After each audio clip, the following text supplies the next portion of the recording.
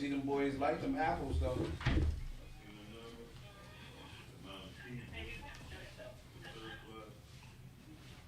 It was their choice. I asked them. Yes.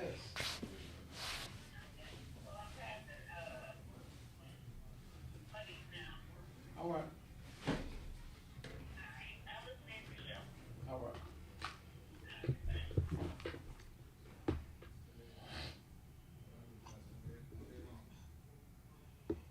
Oh, they got me pissed off.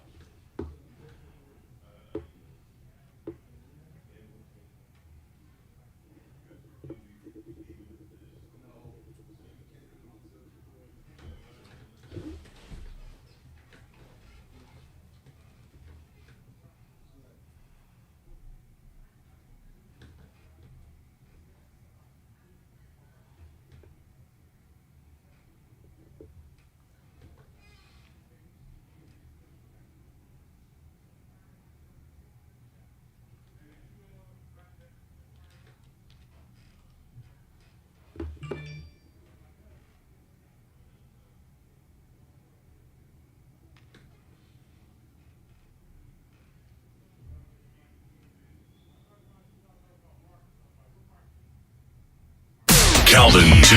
Mann, leading Emmy, served over 20,000 youth through speaking, coaching, and mentoring. He has inspired us for years. Welcome to Emiytv Podcast with your host, Calvin T. Mann, the Encourager. Woo! Welcome to the Put Your Family First podcast. I am your host, Calvin T. Mann. I am in the building all alone. Empty chair. There's nobody there. It's just me. And today, Miss Monique, how are you? I'm great. Right. And so today, let me start out by saying to those of you who see this, Facebook has shut me down. They hated on me. They said you was doing too much. So people hacked in. Ain't no telling who I had in, but they shut me down. So today's conversation, we're going to get a little serious. It's about when boys talk, they don't talk politics, which, of course, we do talk politics, right? Boys are trying to figure a lot of things out from a feminine perspective. You know, because we, when you mama raised, well, you get a lot of that feminine energy. You can say what you want to say. You can disregard it. You can act like it doesn't happen. There are several types of mama boys that come in variation and styles, and it impacts us across the board. Now, we look at this thing from another perspective, because what you have, you got to understand that part of you was targeted to reduce you.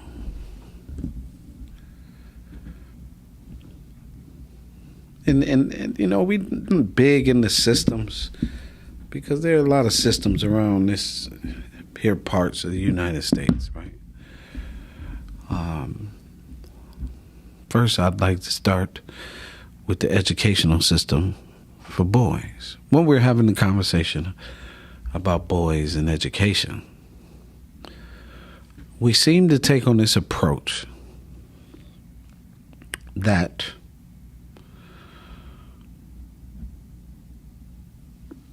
this boy should be getting an education. But the system is here and is set in place, so the boy has a lot of emotion, especially when dad is not involved. And somehow, we don't look at the statistics. We don't really get into the information, but boys are talking right now.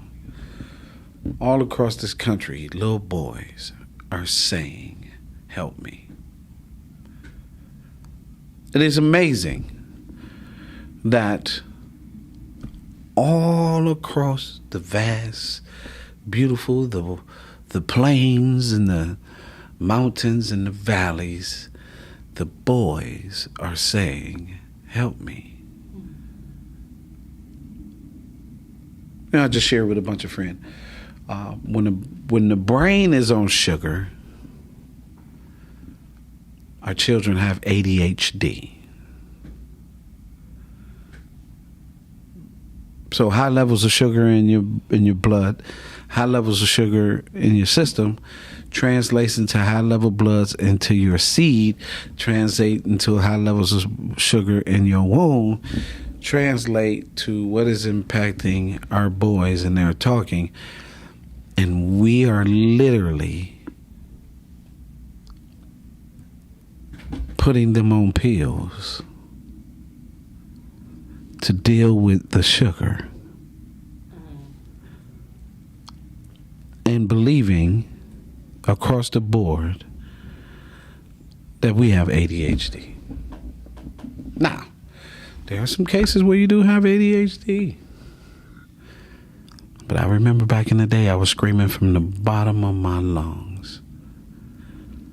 They were giving checks for people with ADHD. And so people were signing their kids up to get a check from the system that don't love these boys anyway. So when boys talk, as 5-year-old boys are talking right now, because they're dying by suicide. 5-year-old boys are talking right now because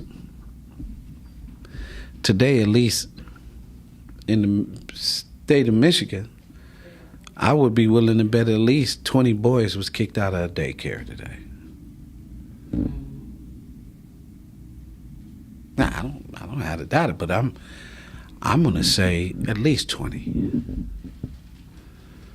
in Michigan. When we accept this, because boys are talking and we're not listening,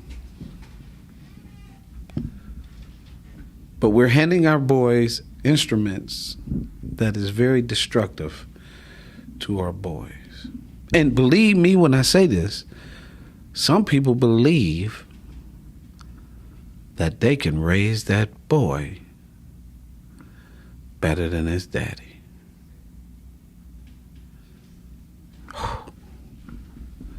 And the boy is talking, I need my daddy. A lot of young men lost their fathers to violence. Literally. Blown away, killed. For the smallest of things. So our boys are talking because there are bodies with boys in the morgue. Our boys are talking because boys are kicked out of school. Boys are talking because boys are walking in the street. Boys are talking. The boys are talking. But we're not listening.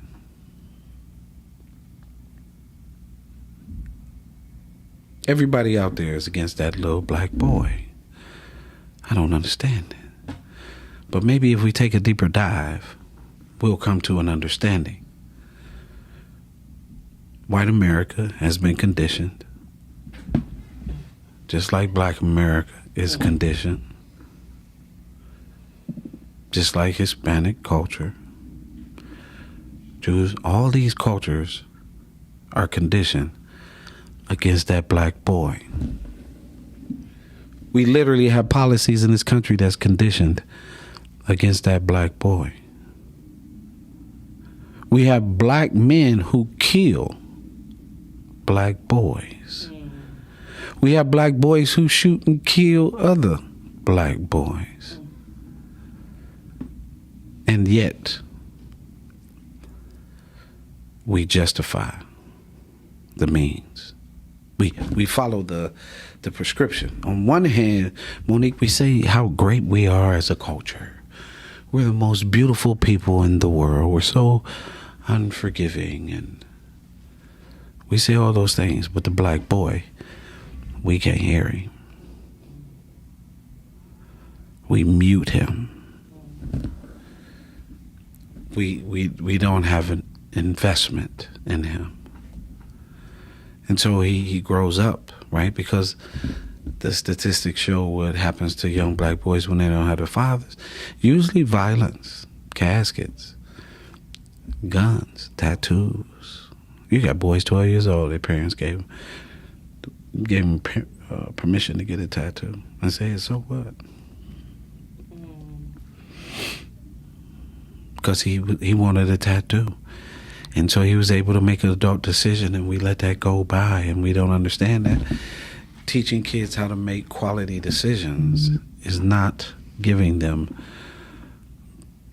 the tools of destruction.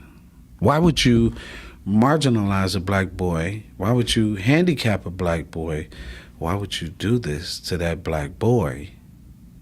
Because, again, as I said, when boys talk, they don't talk politics. Black boys is talking pain. Black boys are saying, and black men, wait a minute, black boys, black men, black husbands sitting in the cars don't want to come in because what he had to deal with at work and what he's got to deal with when he walks into the house. This is transported through the DNA, so it starts with the black boy. But I'm really trying to figure this one thing out, and there are a number of things, because we don't look at it from the perspective of what can be changed. So we're in this reaping culture from decisions. But why is it, right? If a black boy has a problem or pain, people want to hijack that. So if a black boy says, you know what, man, I'm really hurting really bad, you know, and people literally want to hijack that pain. So much so that now other cultures are duplicating even the pain. We see with that boy, man, look at all the attention that black boy get. That boy ain't getting no attention.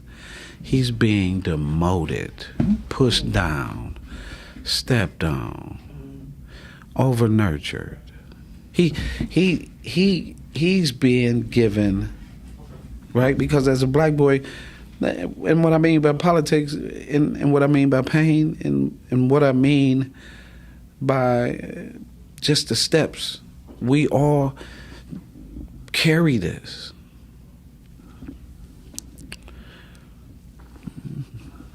Right now,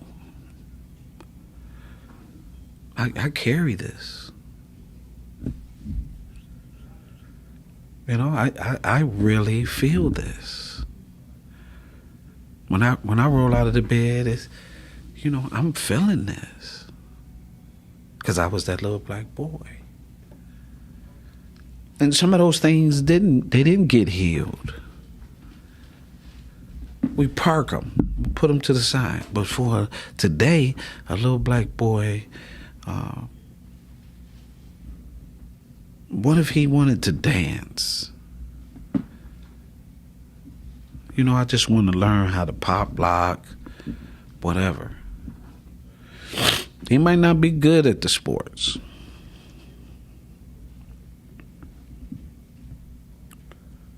He might be an artist. We don't invest. I was having a conversation with one of the mothers yesterday, and you know, she was explaining that one of the mothers lives far. I said, we kids come as far as 26 Mile Road to get our mentoring program. We love our mentees. We're not doing this, right? I love each and every one of them boys. You hear me? Each and every one of them boys are embraced. They're taught, they're encouraged.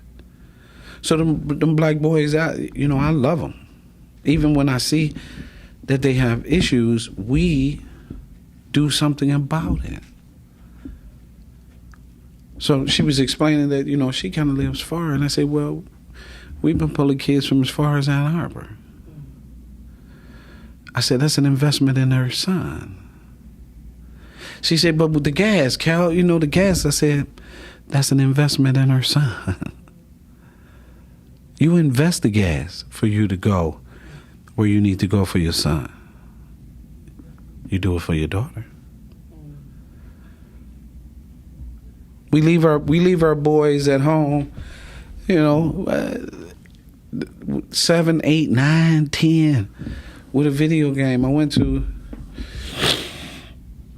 drop off some tickets to some friends, to the house, and the young man was in the back room playing video games, can't hear nothing. His mom had to unlock the door from the thing. I walked in, he jumped up.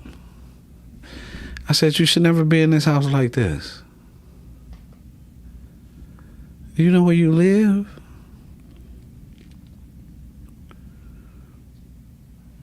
Like, you should never do that. You got to be on your P's and Q's. They around here, see, we don't like that truth. Around here, a little black boy is walking around with a bullet wound before he's even shot. See? So that's what I mean by when boys talk, they don't talk politics, because we can't necessarily talk politics. When we talk politics, we're talking about how we're not voting. We don't want to vote. Everybody come to us and tell us, you should vote. But you didn't give me anything, not one proper tool. In fact, was having this conversation with my son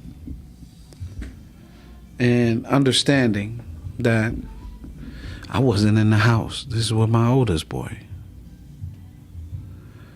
And so because I wasn't in the house, that's a different ball game.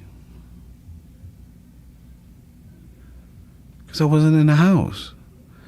So psychologically, right, he wants to do something about it. And so he's getting ready to start something about no fathering. He was like, Dad, as much as you were there, it just feels like you wasn't there.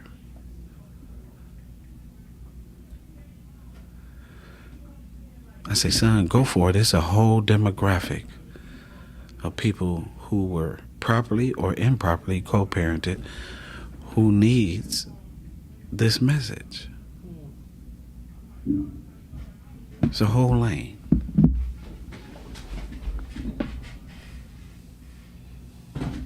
Because I'm not there, his identity is as empty as this chair.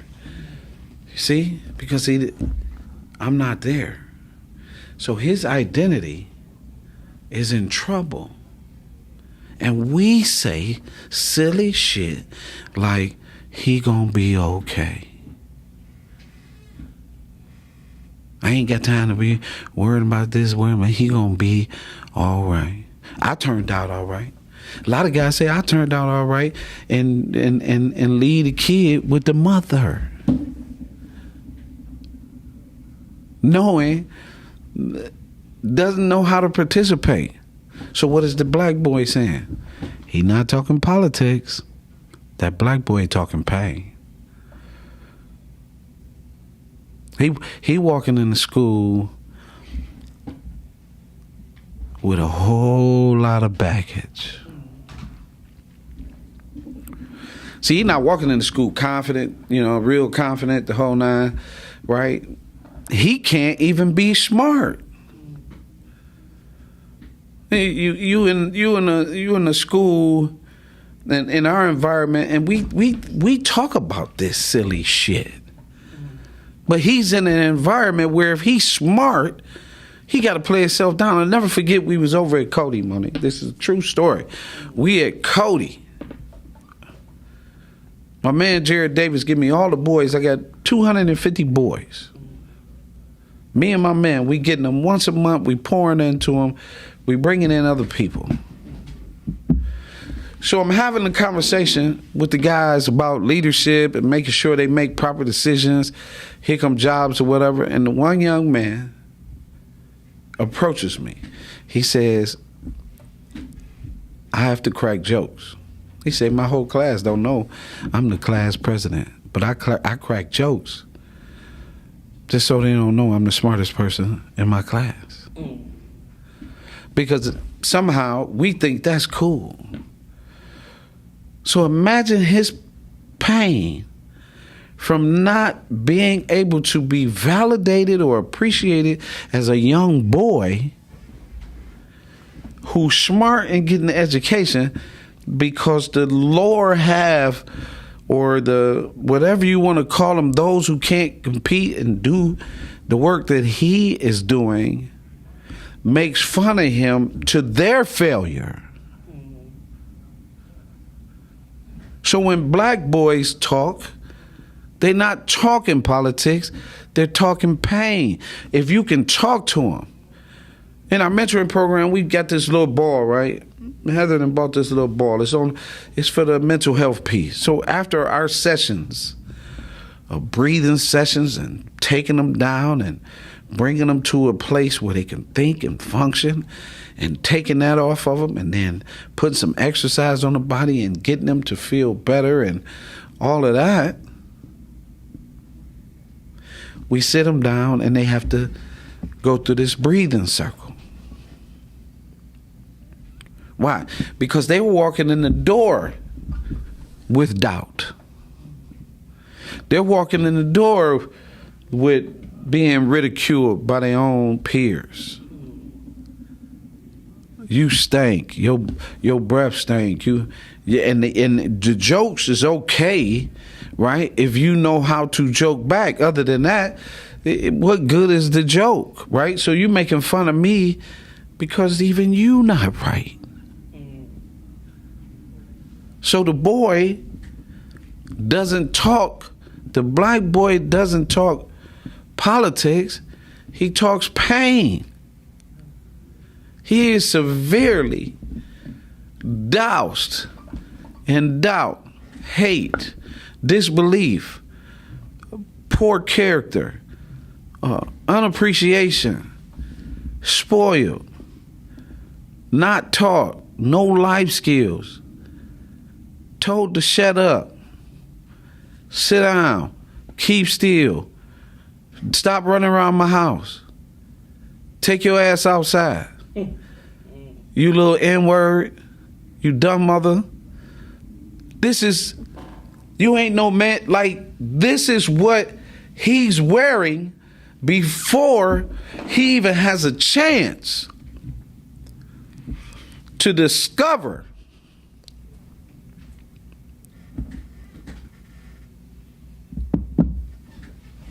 that being a black boy is a beautiful thing. But we keep allowing everybody to paint the picture for him. So that's why black boys don't talk politics, they talk pain. See, this society has turned around. Now you have, you got issues. So he carries all of that, but he can't be taught to read. He is not in school long enough, and he's instantly being turned into the empty seat as the boyfriend in the relationship. So he becomes a mate.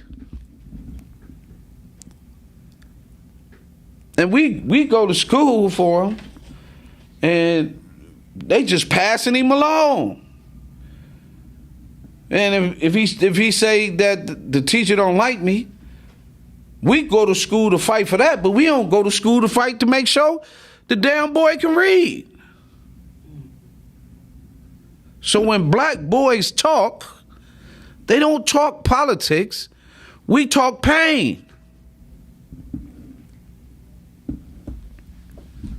Severe pain. We have to live with this.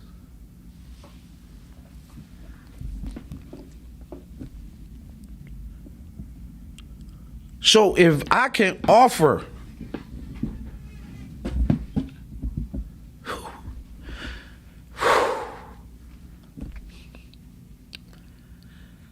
if I can offer him a break, then I give it to him.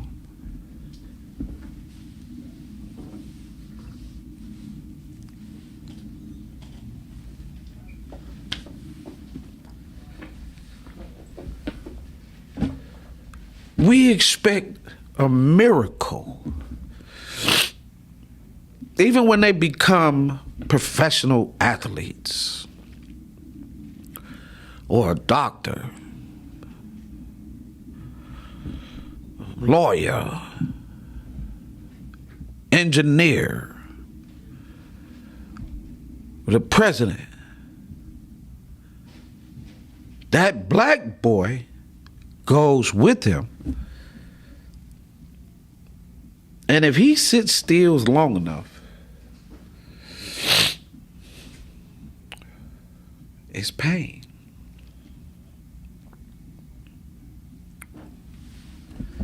It is absolute pain. And I just want for them to know I was there.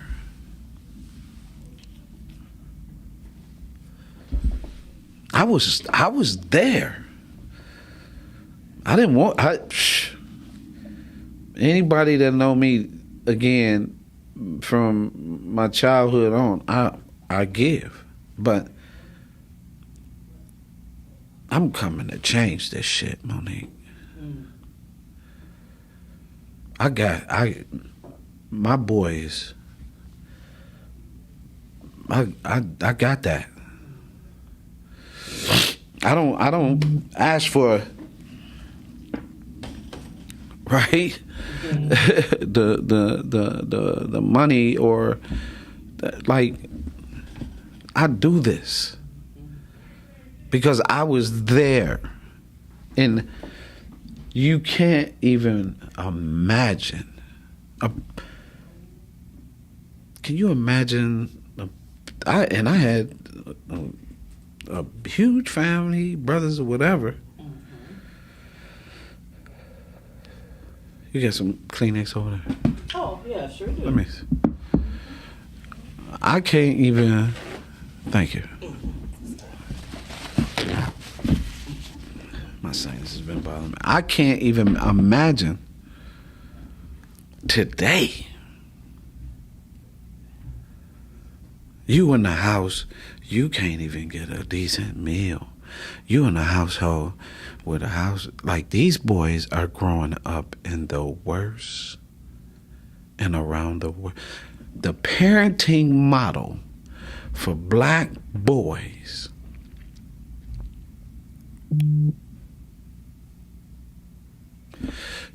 we all should be ashamed of the outcomes for black children, but for that black boy, I don't know how to even put it.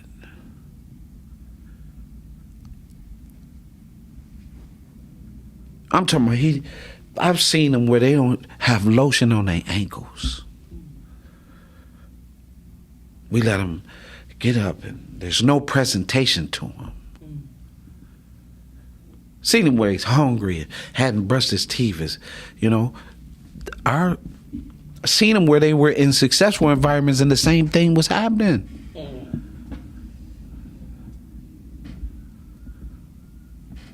He doesn't, how do I put it? By the time he transitioned into manhood, he already behind. See, because when I didn't kick him out of daycare, I didn't kicked him out of kindergarten, I didn't kicked him out of first grade, I didn't sent him home. He's an emotional wreck. He may have lost his daddy. He may don't have one. One of the best gifts I got yesterday was one of my young men. When I asked him where was his father, he said he's not involved. And I said, like I always do, Monique, I got you. I can only give you so much, but I got you. You roll with me, I'm gonna roll with you. You ain't gotta worry about me coming into your home, fraternizing with your mama, none of that. This is strictly your and my relationship.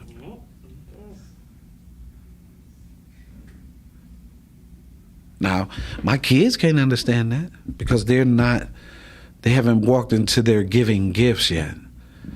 Right? They're starting to move into that. Dad, I want to solve this problem. Dad, well, I want to do this. And so they're starting to move into that. But more importantly, the excuses we make for just black murder, we make a ton of excuses. Monique, none of my boys have been killed 38 years.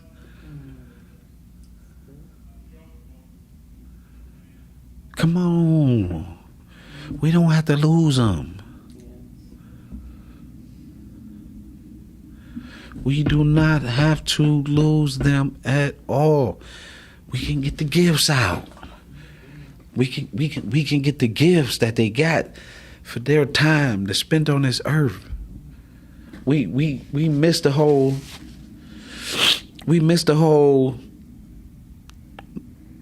If you remove me, we destroy the children. If you add me, we build a legacy. Wow. It's amazing. If you remove me, murder is in your path. Which is why I say you got a bullet wound before you even know it. Before you even been shot. But if you add me, oh yeah, you get to build a legacy. Now, people, again, I'm where I'm at right now because I just find it so amazing. I find it so amazing that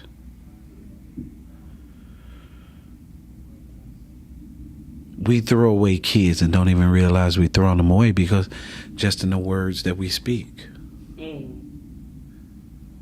We speak absence. I was talking about this the other day. We speak so absent of the male in our words that we don't realize that we begin to push him away just in our words. I'm at a conference and it's boys in the vicinity and they don't even mention fathers. Only 2 people in 3 days in the rooms I was in mentioned fatherhood.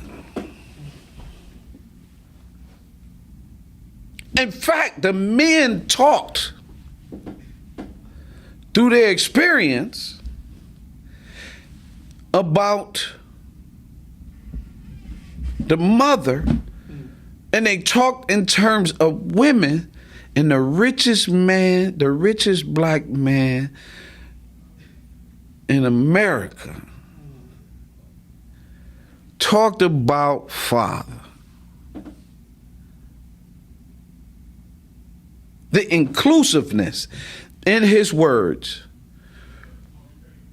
was overdue. Everybody else was talking Now that might be their experience. But my experience is, if you're going to talk about one, talk about the other, which is the main reason why I give the dosage of fatherhood, because culturally, we don't talk about it. We only talk about the black boy after he shot and killed his own somebody's t-shirt. Or if he on the stage and he did something wrong. He do something positive. Look at the culture. You talking about doing something positive, man, he can't play no basketball. They talk about LeBron married the whole nine. The best example you can get. Barack Obama, oh man, he ain't do nothing for us. He married the whole nine. Best example you can get. Magic Johnson went through, married. Best example you can get. He married to a Detroit girl. Cookie from Detroit.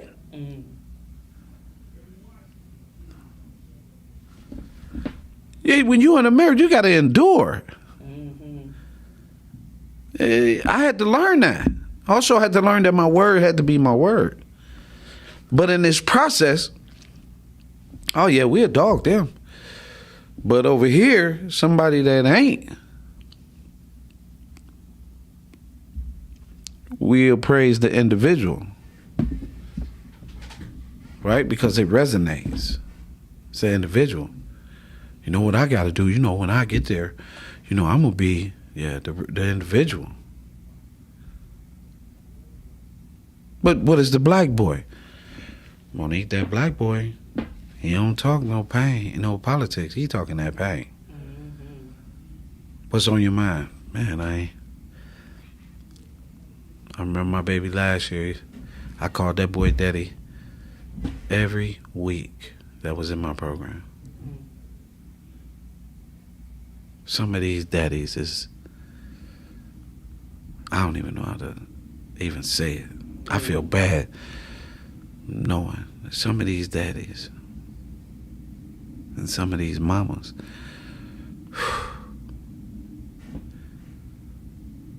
right? But who gonna marry my daughter? When the son was raised in this environment, he's empty. His identity is empty, so he doesn't know how to be a man.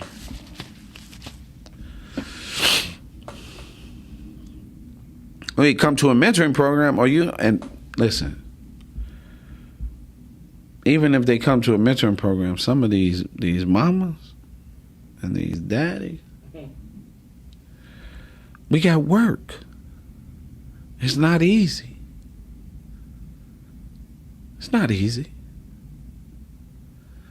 at all. Raising a child is not easy. If you think raising a child is easy, you in the wrong sport. Parenting is not for the meek.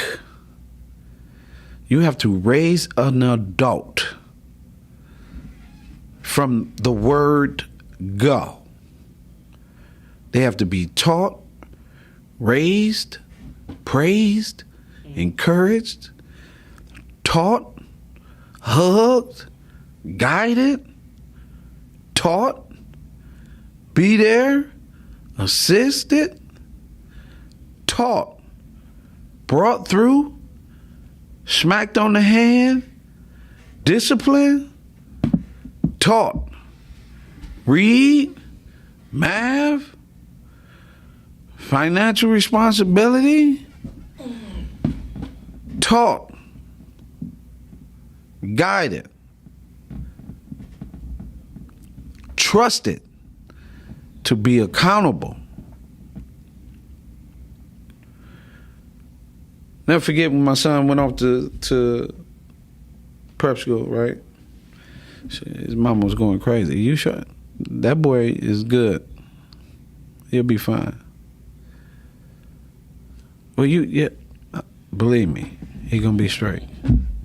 He's been taught. When he went away, wasn't no sweating. He was handling his business. He was taught.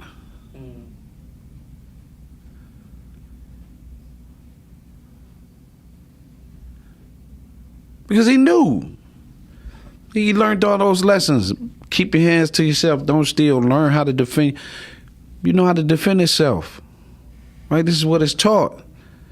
You ain't got to start it, but it's okay for you to finish it. It's okay for you to lose, too. Just get back up. Let's try it again. You'll get through that. But we just pour that pain in him, so, right? And we be in the cars, right? We be in the cars. The boy ain't seen his mama or daddy in a second, and we on the phone talking. And the kid sitting in the back seat, just taking it all in. And then when the same lie you done told on the phone, he know the tone and everything. So what you do, you come and tell him the lie. Now, he got to live with the fact that he's going back in his room knowing you just told him a lie. How he know? He been watching you tell everybody else a lie. So now you done taught him how to lie. So he figured that's his normal. Let me go to school. Right? And the teacher say, well, why you ain't do your homework? Oh, you know what? I don't feel good. I didn't want to come in. So when you called off of work that day and went and got blowed, they was right there too. See, we gotta move, right? Because that black boy becomes a man. And then he becomes if we do it right, he becomes a husband. Then he becomes a father. Right? So when the black boy talks, he don't talk politics. He's talking pain. He's in pain. And he's telling you, he's trying to get along with you, at the same time sit in your classroom and try to figure out how to get out this class because I can't read. I don't understand.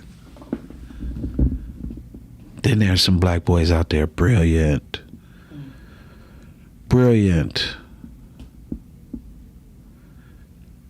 Brilliant and told not to do. Put that down. But then you see, I just cut this radio back on. It wasn't no good. I figured out how to cut it back on. I don't like care, but that radio raggedy. Put that down.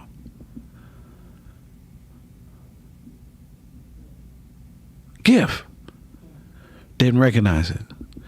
Don't even know if the boy is gifted or not. So if he gifted, he could eat the daycare. You could just tell the daycare to here's what he's on. Give him this information when you handing out all that other information because he's ahead of these kids.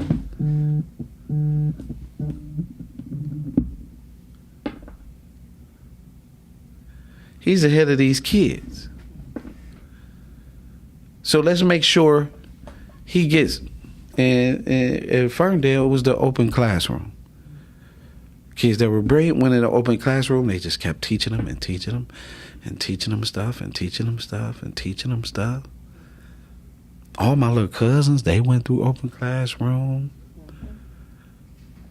My niece went through open classroom. You know what I mean? Like, today they all got degrees. All them kids go to Bates. Bates probably need to tighten up their environment as far as hallways and bathrooms and stuff like that. But you come through Bates, you're gonna know how to do that work.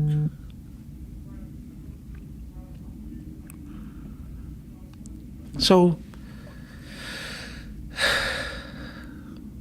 when black boys talk, they don't talk politics. They talking pain.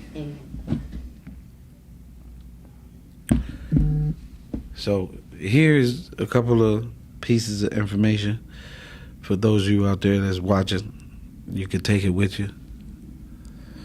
As I was telling the brother who played for my brother at the court Saturday, your children need quiet time. Slow them down. Cut off everything. The phones, the TVs, the music. Give your children quiet time. Let them figure out how to get along with themselves.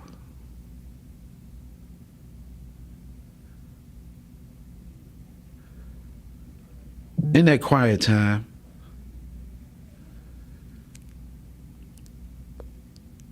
grab a book. There's a young man come over to the shop. I'm over at the shop before we go to the football game Friday. Picking up, excuse me, my sinuses. Picking up my friends in the RV, right? We're going to one of our mentees' football games. They play for Belleville. And I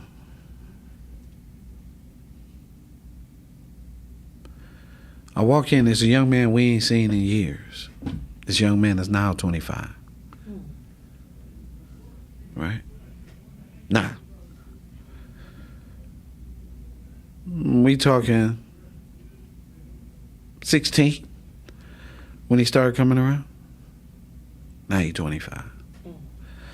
At 16, when he walked into the shop, he was on his mama hip. At 25, when he walked into the shop, he was on his mama's hip.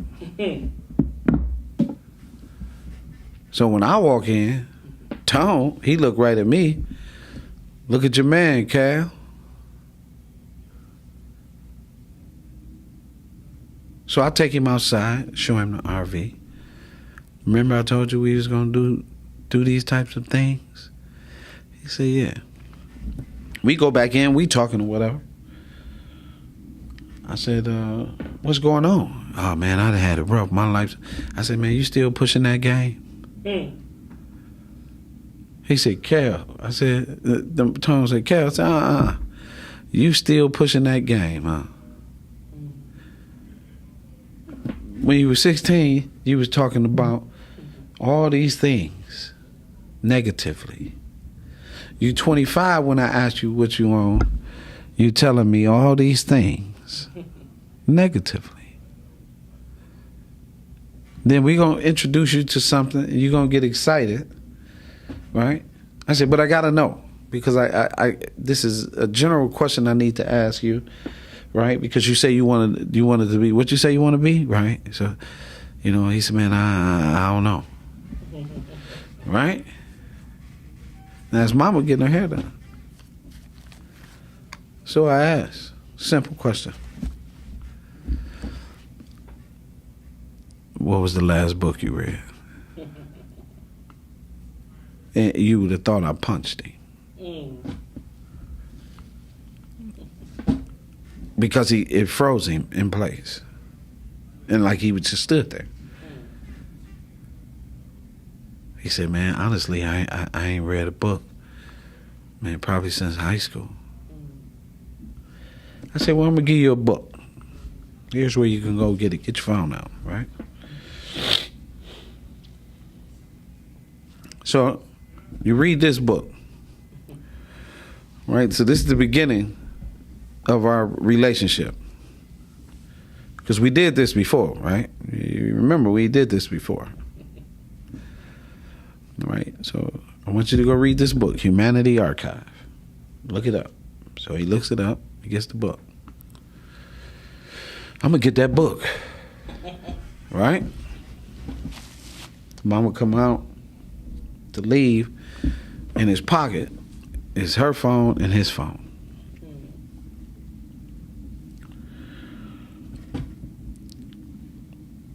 Y'all got to get them boys off that breast milk.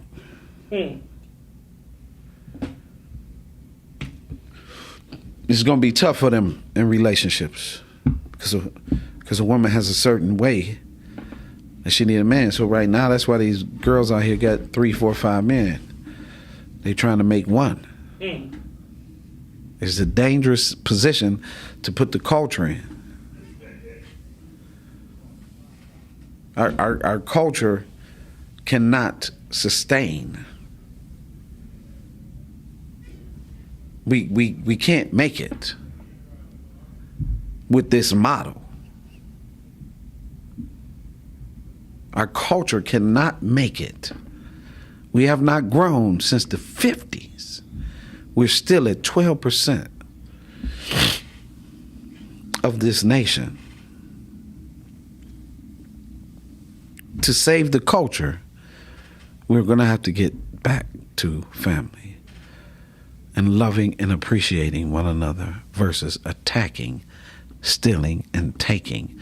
The individual mindset has caused a lot of problems within the culture. That has to change.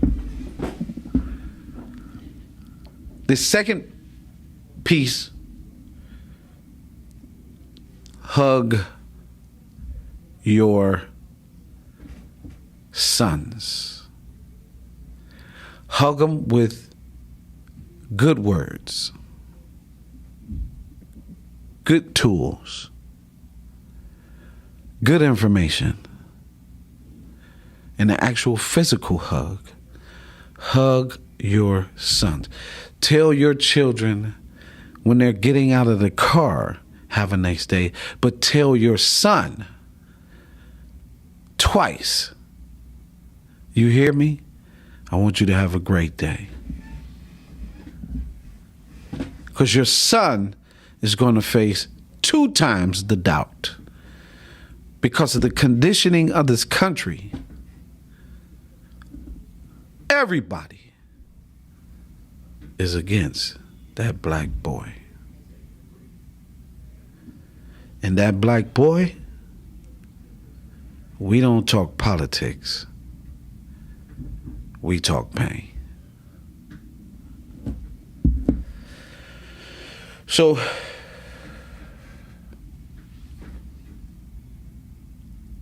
of course, you had plenty of time to call in, but again, I just think that it's very, very crazy to continue to be in these systems knowing what the outcome is going to be, and then standing at a casket, we screaming and crying, and our contribution to that little boy in that casket or that little girl in that casket was not of quality. Our children deserve your very best, and parents, and I'm telling you this. Our children deserve your very best. If you're not going to make sure that your son is in this environment and his daddy might not be in the house, and everything that you could offer him, that you tell him, or you blame the daddy, and the daddy the same thing. See, we ain't do that. I didn't go back and forth. You can't go back and forth. If one person is being the way they are, you can't join that. You can't. I didn't give so many solutions out here. It's ridiculous on this show. But the black culture cannot be saved with individuals. The black culture has an expectation that somehow unity is supposed to happen without you even practicing it. That you have an expectation, or we say, oh, we need to come together, when you didn't even come together to conceive the child.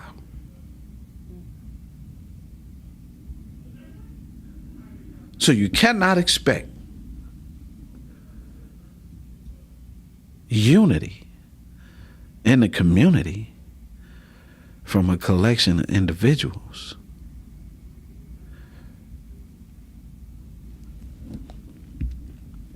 Love one another. Work at it. Chip away at it. Share Teach your children to share.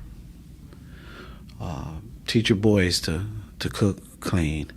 Don't let your boys, get your boys off them video games. Take them a break. Take them for walks. Have conversations. These are all things that you can do to impact the life of a boy. Teach him to read. You read. Make sure he's at least armed. Give your boy a chance.